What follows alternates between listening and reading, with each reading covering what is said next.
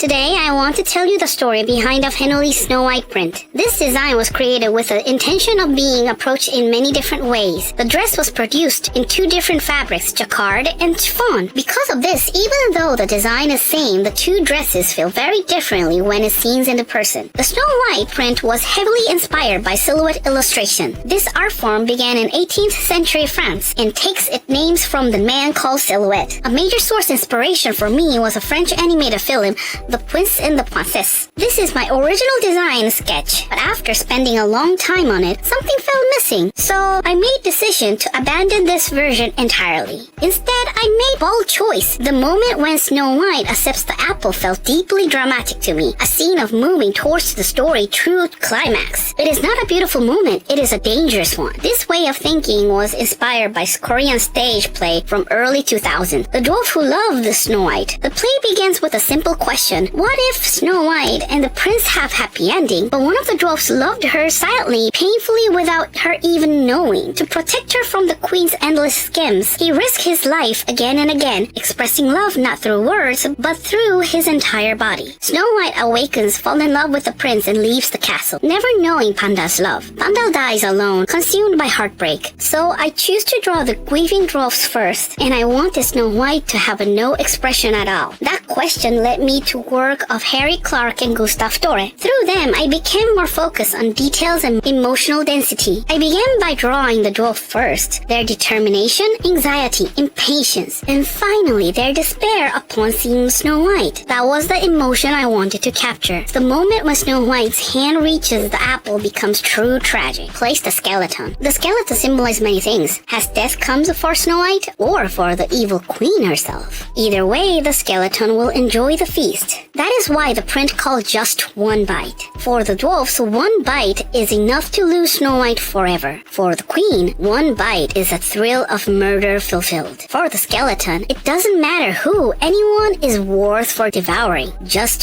one bite. And this is the finished print. What do you think?